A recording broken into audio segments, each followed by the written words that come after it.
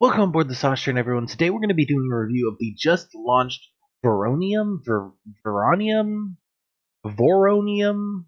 I don't know how you say the name, but it's here. Voronium is a sort of first-person shooter tower defense hybrid, and it's a lot of fun. As always, let's start with graphics. Press start. The graphics in this game are solid. It doesn't go for a realistic approach, but instead has this kind of blocky, neon-lit appearance, which makes for a great-looking game. It's easy on the eyes, there's no weird edges, and it just comes off as really smooth, really nice-looking. Graphics are going to get a 4 out of 5. Next, on to sound. Press start. The sound of the game was also pretty good. There's some generic pew-pew sounds from your laser guns. There's some music that fills the less tense parts of the game. And overall, I'd give it a 3 out of 5. The only thing I'd say is there didn't seem to be bad guy sounds or sounds from my automated laser turrets. So there's these big laser turrets that like shoot this big beam, constant beam, rather than just constant pew pew. And those could have been like a and then maybe the robots have like, I don't know, clanking sounds, robotic chatter. But yeah. Those were the only two improvements. Then there's the always important movement and sweat factor. Press start. Of which you're basically going to be doing nothing. You're standing in one place the entire game, so sweat's a non-issue, and I'm going to have to give it a rating of invalid, not applicable, excused. I don't know. You guys get the point. This also means you won't stray from your play space, which is a component we're going to be putting in VR game reviews from now on to let you know how likely you are to get lost in the VR and to smack your monitor. So yeah, this game, not an issue. Next, let's talk gameplay. Press start. Both my brother and I were able to get into the pre-alpha, I guess, pre-early access. I don't know what it's called exactly. It's not on the top of my mind, but we were both able to play it before launch day, and we both agreed that it was a lot of fun. The two things that were an issue, one of it was that the difficulty curve wasn't like linear or smooth.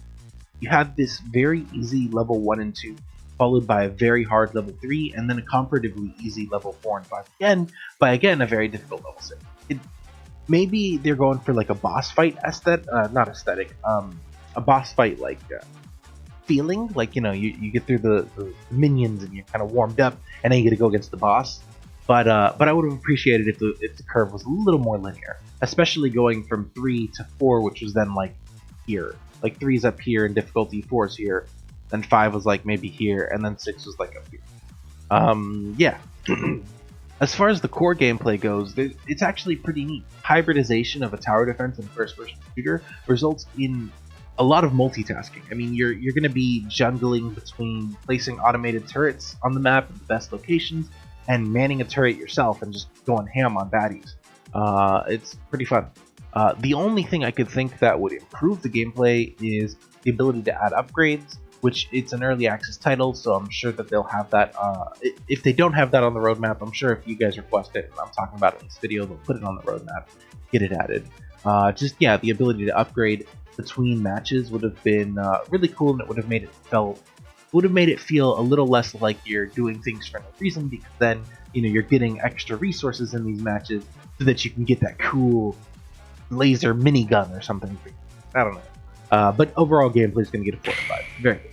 As for the overview of the game, I think it's really important to talk about the devs. They got us into a Discord channel where we were part of like the co-dev chat, and basically we were able to put our feedback there. They responded to it, and they even were working on patches like right away.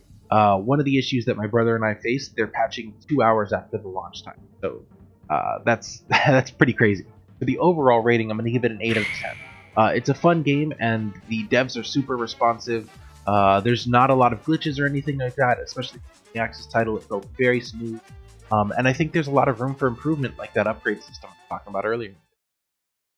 If you like this video, be sure to push that like button just like you push your X's buttons, and subscribe and hit that bell icon too, so that you can get notified about every other video that YouTube feels like putting in your feed.